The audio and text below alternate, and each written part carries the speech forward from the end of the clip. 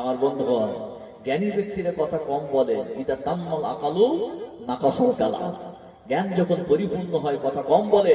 Doctor নিকলিস ছোট ছোট ভাষায় বলেছেন, যিনি তার পূর্ববর্তী এবং পরবর্তী বংশধর হিসাবে মর্যাদাবান হবে, তিনি হইবেন সবচাইতে বড় জ্ঞানী।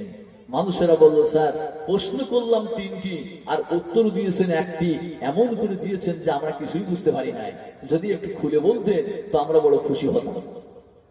এবারে তিনি বললেন, শোনো, যে মানুষটি তার পূর্ববর্তী বংশধর, তার মানে তার বাপ দাদা, নানা নানি, দাদা দাদি, পরবর্তী বংশধর, তার ছেলে মেয়ে, নাতি নাত করে সকলের দিক দিয়ে মর্যাদাবান হবেন, তিনি হইবেন সবচাইতে বড় জ্ঞানী।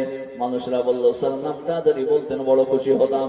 এবারে তিনি নামটা বললেন, শোনো, যে মানুষটি তার পূর্ববর্তী এবং পরবর্তী বংশধর হিসাবে মর্যাদাবান, তিনি হলেন মক্কার বাতি, মদিনার জ্যোতি, আব্দুল্লাহর পুত্র, আমিনার কলিজার টুকরা, নবী মুহাম্মদুর রাসূলুল্লাহ সাল্লাল্লাহু আলাইহি ওয়াসাল্লাম, তিনি হলেন সবচাইতে বড় জ্ঞানী। মানুষেরা বলল, স্যার আপনার ব্রেন খারাপ হয়ে গেছে, আপনি এমন একজন মানুষকে সবচাইতে বড় জ্ঞানী বলে, এই মানুষটা জীবনে কখনো স্কুলে যান নাই, কোনো পাঠশালায় যান নাই, কোনো কলেজে যান নাই, কোনো বইয়ের পৃষ্ঠা আলগা করে পড়তে পারেন নাই, এমন একজন মানুষকে আপনি সবচাইতে বড় জ্ঞানী বলেন, তার মানে আপনার ব্রেন খারাপ হয়ে গেছে। তিনি বললেন, আমি আমার জ্ঞান অনুযায়ী কথাটা বললাম, তোমাদেরও বিবেক আছে, বুদ্ধি আছে, চেতনা আছে, তোমরা বলো দেখি তোমাদের কাছে সবচাইতে বড় জ্ঞানী কে? আমি তো আমার জ্ঞান অনুযায়ী কথাটা বললাম, তোমাদেরও তো বিবেক, বুদ্ধি, আকল আছে, তোমরা ছাত্র, তোমরা ভেবে বলো তোমাদের কাছে সবচাইতে বড় জ্ঞানী ব্যক্তি কার লাগে?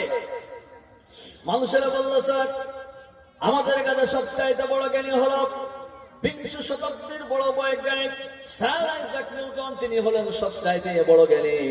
তার কারণ তিনি বিজ্ঞানের এমন থিওরি আমাদের কাছে রেখে গেছেন, এমন সূত্র রেখে গেছেন, আজকের যুগের বিজ্ঞানের ছাত্ররা তার থিওরিকে ফলো করে, তার সূত্রকে অবলম্বন করে বিজ্ঞানের সিঁড়িতে চড়তে পারে। এই জন্য আমাদের কাছে সবচাইতে বড় জ্ঞানী হলো বিংশ শতাব্দীর বড় বৈজ্ঞানিক স্যার আইজাক নিউটন।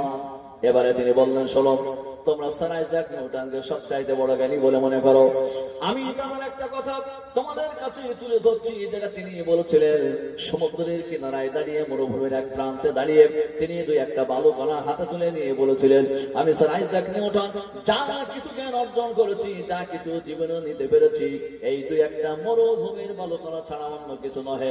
অতল সমুদ্রের গভীরতার জ্ঞান সম্পর্কে অর্জন করা আমি স্যার আইজাক নিউটন আমার পক্ষে মোটেই সম্ভব হয় না। মানুষেরা বলেছিল, পৃথিবীর মানুষেরা আপনাকে বড়